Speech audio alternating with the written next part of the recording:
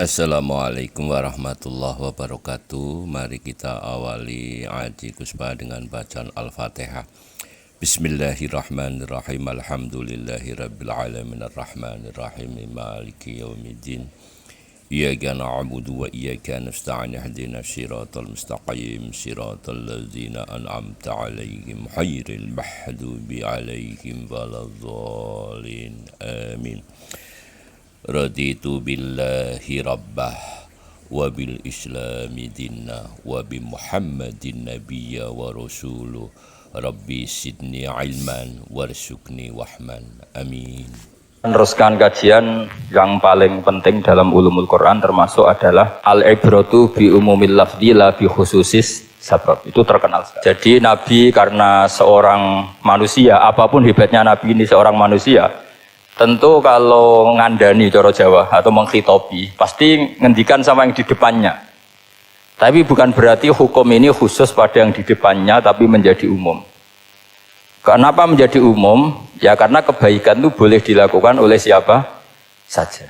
Misalnya Rasulullah ngendikan sama Mu'ad, ya Mu'ad inni uhibbuka fala tada'anna dubura kulli sholatin wa fi riwayatin faqul fi duburi kulli sholatin Allahumma a'inni ala zikrika wa syukrika wa husni ibadatik. Itu jelas kalimatnya Nabi, ya Mu'ad, saya mencintai kamu. Maka jangan pernah engkau tinggalkan setelah sholat, kamu membaca Allahumma a'inni ala zikrika wa syukrika wa husni ibadatik. Ya Allah, tolonglah kami supaya selalu mengingat engkau ala zikrika dan mensyukuri nikmat engkau, dan tolong kami selalu beribadah kepada engkau. Lalu kalau melihat asbabil wurud, kalau dalam ilmu hadis biasanya disebut asbabil wurud, kalau dalam ilmu Quran disebut asbabin nuzul, tentu yang didhawuhi itu ya Mu'ad. Tapi Anda tidak boleh begini, saya tidak wiridan itu, yang disuruh Nabi kan Mu'ad, saya kan tidak Mu'ad. Itu tidak boleh seperti itu. Makanya kita tidak boleh terlalu tekstual, karena tadi resikonya Anda tidak mengikuti kaidah al-ibratu bi umumil lafzi la bi khususi sabab. Sebab itu saya tadi di kantor rektorat ya Pak Ordas ya, bilang nanti untuk kajian yang di kantor rektorat pakai kitab Syajaratul Ma'arif, karena kitab itu juga yang sekarang dalam proses penerjemahan saya dengan Pak Quraisyab di PSG, yang di sini pakai kitab Itqon. Nanti mulai bulan depan, karena saya dipaksa untuk meneruskan. Ini sudah kayak Tuhan saja maksa-maksa. Itu pakai kitab Itqon. Nanti babnya tak kasih yang mendesak untuk diketahui. Termasuk apa? Al-ibratu bi umumil lafzi la bi khususi sabab. Sehingga di Quran misalnya begini, ada cerita begini. Nabi Isa itu bilang begini, saya ini siapa? Saya ini adalah orang, kata Nabi Isa, wa ja'alani mubarakan ainama kuntu. Saya adalah orang yang di mana-mana itu memberi berkah, memberi manfaat kepada siapa saja. Itu jelas tentang Nabi Isa. Tapi oleh ulama dikasih judul yang umum. Babu nafil ibad bikullil bilad. Bab bahwa seseorang harus bermanfaat hidup di mana saja, kapan saja. Meskipun itu Allah cerita tentang Nabi Isa. Tidak bisa kamu bilang itu kan Isa, saya kan tidak Isa. Tidak bisa seperti itu. Isa adalah ibaratun an ahlil khairi. Isa adalah figur orang baik. Tentu yang dilakukan baik. Tentu kebaikan boleh ditiru siapa saja. Jadi sehingga nanti pada akhirnya nama-nama yang disebut Allah di Quran itu kalau nama orang baik tentu kita boleh ikut. Paham ya? Kalau nama orang buruk tentu kita tidak boleh ikut. Ya gitu aturannya. Sehingga tadi ada al-ibratu bi umumil lafzi la bi khususi sabab. Jadi yang jadi pegangan adalah standar kalimat umum dengan pemaknaan yang ditentukan ulama. La bi khususi sabab, tidak terkait sebab itu. Misalnya yang paling masyhur tentu dalam hadis Madinah itu kira-kira kan utaranya Mekah ya Pak. Kira-kira ya, utaranya Mekah apa selatannya? Utaranya kayak utaranya. Dulu penduduk Madinah itu kalau bikin kloset itu, pokoknya kalau qada'ul hajat itu menghadap ke utara atau selatan. Terus kata Rasulullah, kalau kamu sedang qada'il hajat, sedang buang kotoran tuh jangan menghadap Ka'bah, juga jangan membelakangi Ka'bah. Itu Nabi redaksinya unik. Walakin syarriku aw gharibu. Tetapi kamu menghadap barat atau menghadap timur. Itu semua riwayat walakin syarriku aw gharibu, tapi kamu menghadap barat atau timur. Nah, artinya apa? Kata syarriku aw gharibu adalah binisbat di ahli Madinah, karena orang Madinah posisinya di utara Mekah. Sehingga kalau menghadap utara atau selatan berarti menghadap Ka'bah atau membelakangi Ka'bah, dan itu tidak boleh dalam proses qada'il hajat, masbak kotoran. Terus Nabi memerintahkan menghadaplah ke barat atau ke timur. Nah, al-ibratu bi'umil lafzi la bi khususi sabab juga direvisi oleh ulama begini, kecuali sebab itu ada ilat. Maka kalau demikian yang dimenangkan ilatnya bukan teknya. Saya ulang lagi, yang dimenangkan ilatnya bukan teknya. Kayak tadi, di hadis itu kan Nabi ngintikan apa? Tetapi menghadaplah barat atau menghadap ke timur. Tentu orang Indonesia malah kalau itu kebalikannya. Orang Indonesia kalau ke barat atau ke timur kan malah menghadap Ka'bah atau membelakangi Ka'bah. Di sini pentingnya ijtihad. Dan ijtihad ini lazim, bukan harus Imam Syafi'i atau Imam Malik. Semua orang normal pasti tahu proporsi kalimat tadi. Karena ada aturan al-hukmu yaduru ma'ilatihi wujudan wa adaman. Begitu seterusnya. Ini penting saya utarakan. Sehingga ketika Rasulullah sedekah dengan dinar dikasihkan fakir miskin atau dirham dikasihkan fakir miskin, pikirannya ulama adalah sedekah dengan mata uang yang berlaku saat itu. Tidak selalu ditetapkan dinar atau dirham. Begitu juga ketika Rasulullah dulu zakat fitrah pakai susu kering atau pakai kurma atau pakai gandum. Ulama semua bilang yang penting kuti ahlil balad. Yang penting makanan pokok di negara itu. Dalam konteks Indonesia tentu apa? Beras.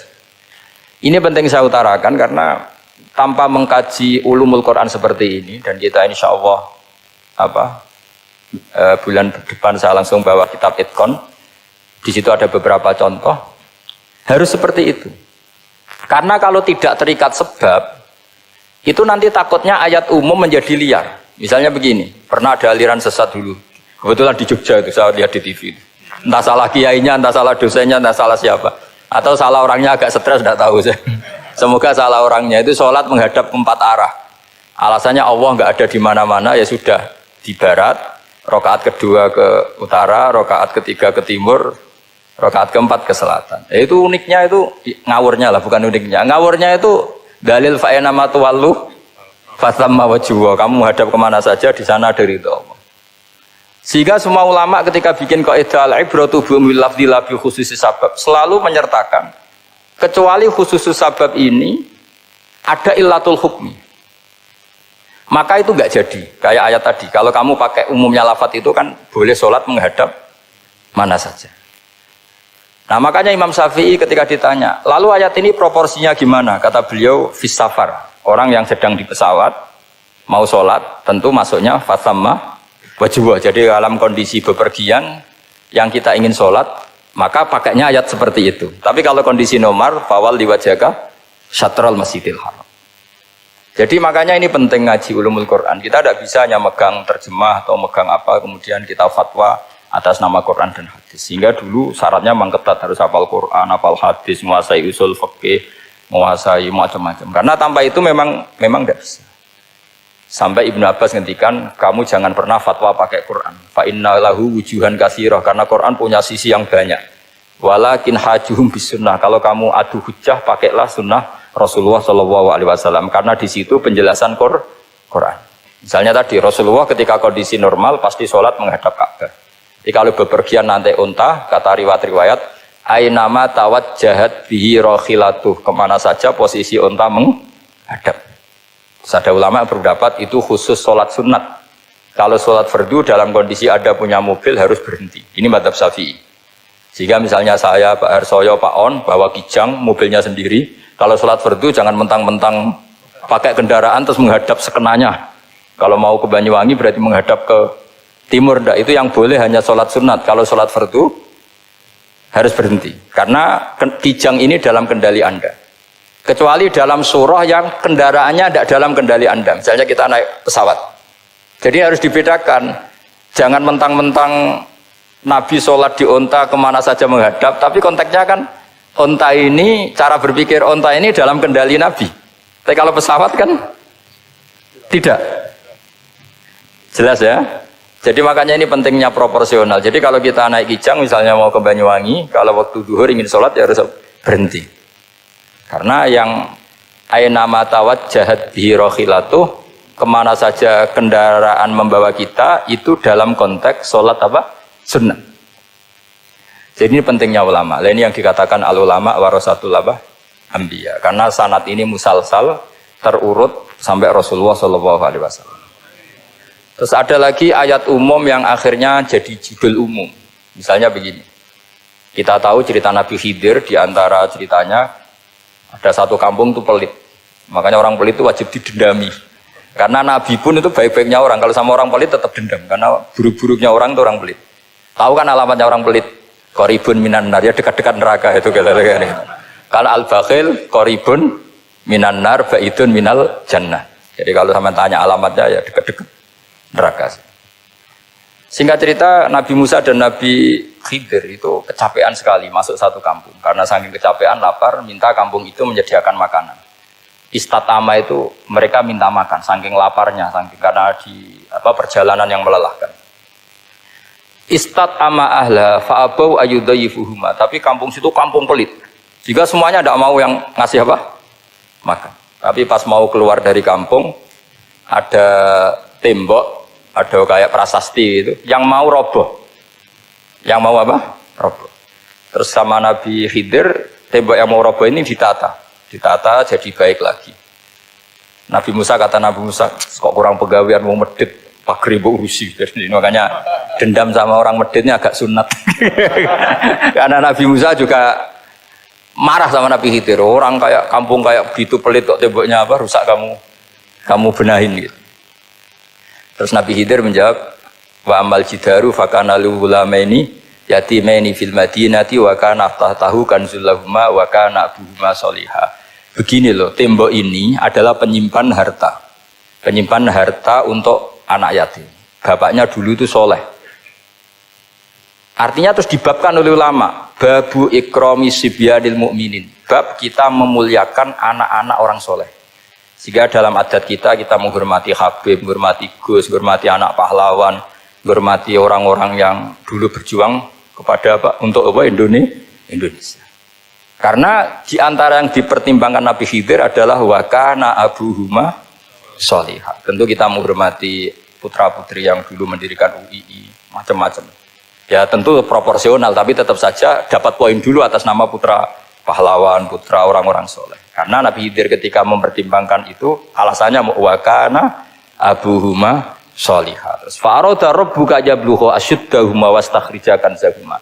Tentu Allah ingin kalau tembok ini roboh, kemudian kelihatan khazanahnya atau tabungannya, nanti dipakai orang-orang zalim. Kalau dipakai orang zalim, maka yang berhak tidak mendapatkan. Sama, negara ini itu dimerdekakan oleh para pahlawan supaya dikelola secara kesolehan, supaya dikelola secara orang baik. Maka orang soleh semua harus ikut kompetisi dengan tanda kutip merebut negara. Karena apa? Tapi tentu tidak perlu chaos, tidak perlu anarkis, karena tentu kemerdekaan ini dibela-belain supaya kita jadi baldatun thayyibatu wa rabbun ghafur. Sama, pertimbangannya Nabi Khidir, kalau ini kebongkar tersibak, pasti diambil orang-orang zalim. Dan akhirnya yang yatim tadi tidak dapat. Akhirnya dibabkan lagi di bab tertentu. Bab menjaga harta supaya tidak dikuasai orang zalim. Jadi akhirnya menjadi sekian varian ilmu. Pertama, varian ilmu bab menghormati anak orang soleh. Terus bab supaya harta ini tidak dikuasai orang zalim. Dan seterusnya. Nah saya harapkan nanti dengan ulumil Quran kitab Itqan itu, nanti aturan-aturan seperti itu tertanam pada Anda. Sehingga sebetulnya ulama fikih yang ngarang kitab sampai satu boto-boto itu sebetulnya ya normal-normal saja. Kalau sampean sudah mengkaji ilmu yang kayak saya kaji itu normal-normal saja. Misalnya begini, saya beri contoh ya. Orang munafik itu disifati Allah gimana? Wa idza qamu ilas sholati qamu kusala. Orang-orang munafik adalah orang ketika mau sholat itu bermalas-malasan.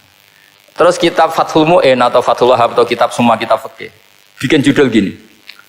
Saya masih ingat takbirnya. Wa yusannu nasyatun li sholatin. Disunatkan kalau sholat itu ketok gumrigah, ketok semangat.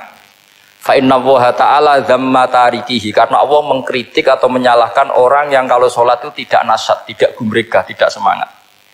Mergo seperti itu adalah fi'lul munafikin, perilakunya orang munafik. Terus ditulis wa idza qamu ila sholati qamu kusala. Artinya di situ Allah mengkritik orang munafik. Kenapa? Karena kalau sholat males-malesan.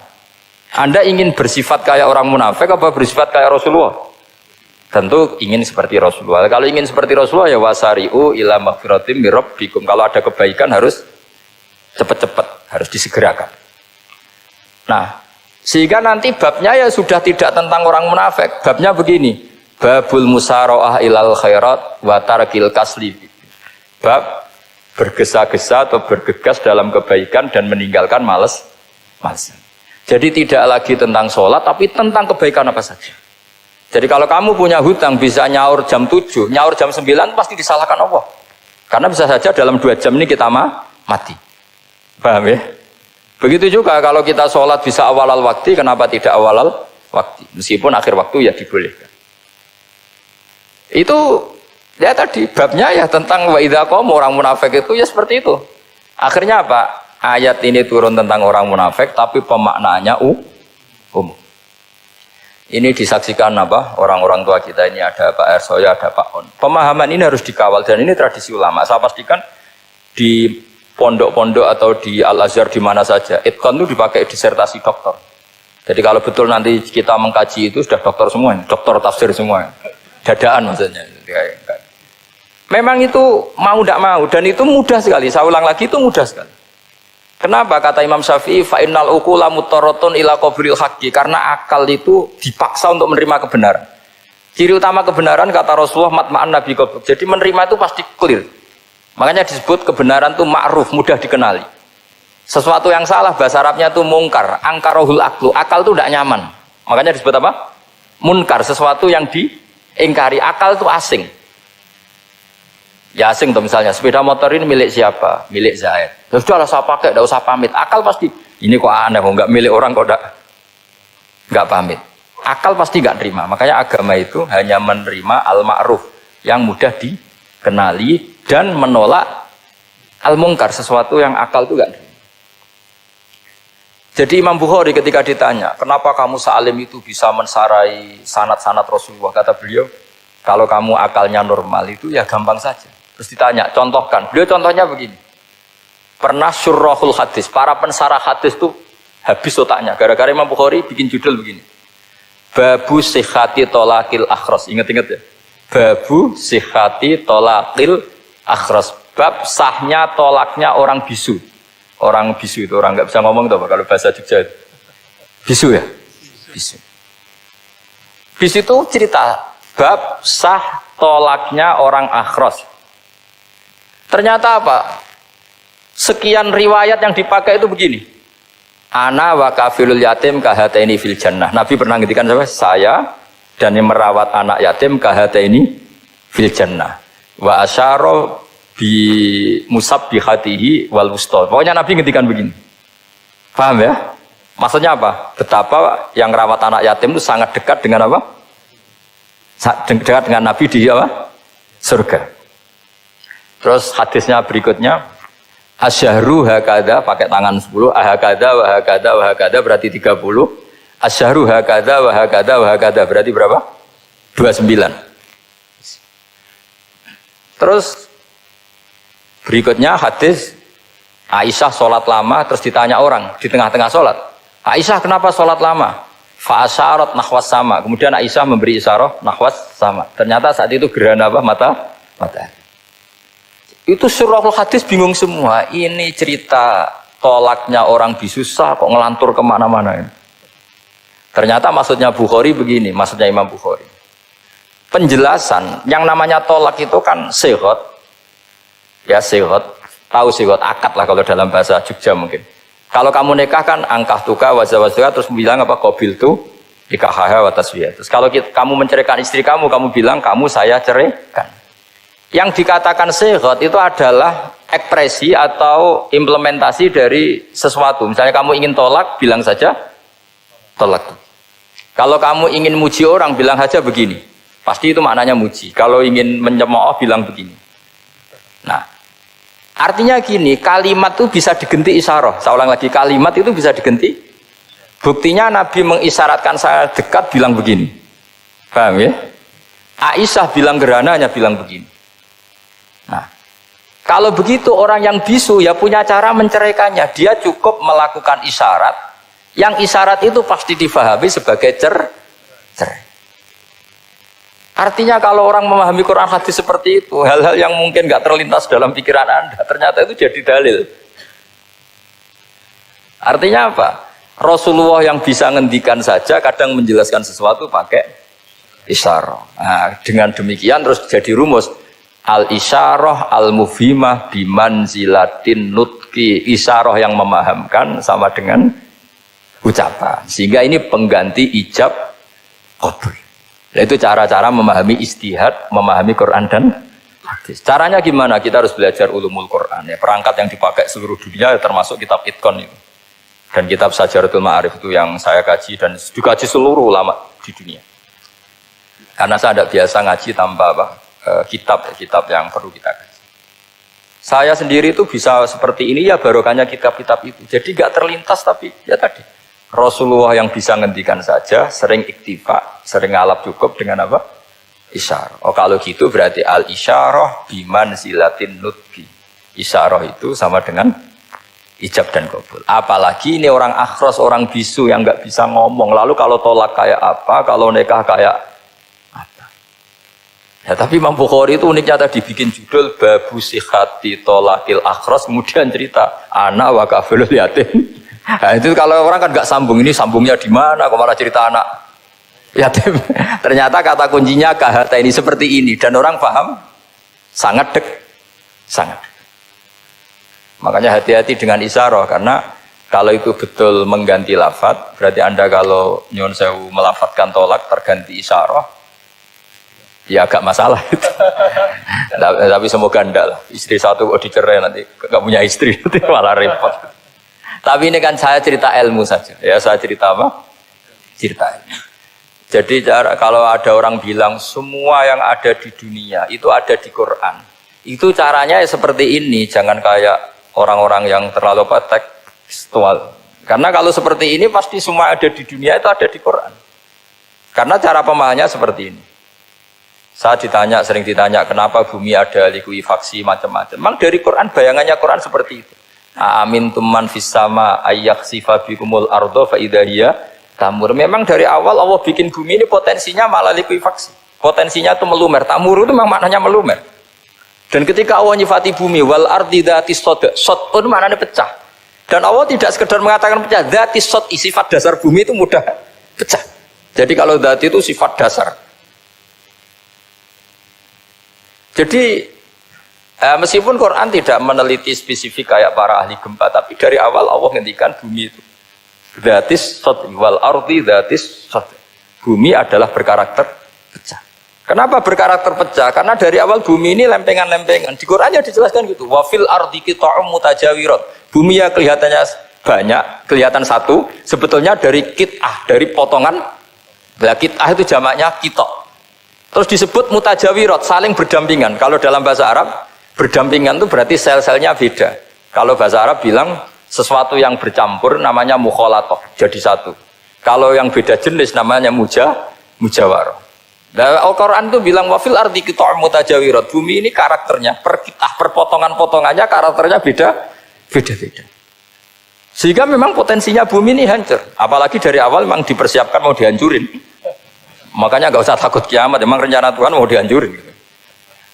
Makanya sanggup takwa saja. Kalau ingin menghentikan penghancuran ini tidak bisa. Itu sudah dalam rencana Tuhan pasti dihancurin. Makanya kalau orang sufi ditanya, kenapa tidak bangun rumah? Tuhan aja mau rencana ngancurin bumi, kok saya rumah tak tata nanti juga hancur. Ya. Tapi kalau di Islam kota saya ngomong gitu kan dia wah ini orang nggak jelas ini kan gitu. Padahal yang kedonyan itu yang nggak jelas sebetulnya. Tapi ini saya cerita jadi supaya UII ya, yang didirikan ulama-ulama. Saya masih ingat ketika Profesor Zaini cerita, Pak Zaini saya ini kan kiai, saya tidak punya gelar apa kok jangan minta bantuan ini. Katanya Pak Zaini dulu UI ya didirikan banyak kiai dan sebagian pendirinya juga nggak punya gelar katanya. Gitu. Tapi mendingan gak punya gelar manfaat daripada punya gelar gak manfaat. Malah problem. Tapi ya gak masalah. Sudah ada manfaat, gak punya gelar malah repot lagi. Sudah. Alhamdulillahirrabbilalamin. Semoga ilmu yang kita dapatkan dari kajian ini merasuk ke dalam jiwa kita, menambah keimanan dan ketakwaan pada Allah Subhanahu wa taala. Mari kita akhiri dengan bacaan Al-Fatihah. Bismillahirrahmanirrahim. Alhamdulillahi Rabbil Alamin. Ar-Rahmanir-Rahim. Maliki Yawmiddin. Iyyaka na'budu wa iyyaka nasta'in. Ihdinas siratal mustaqim. Siratal ladzina an'amta 'alaihim ghairil maghdubi 'alaihim waladdallin. Rabbi firli wali walidayya wal muslimina amin. Sadaqallahul adzim. Wassalamu alaikum warahmatullahi wabarakatuh.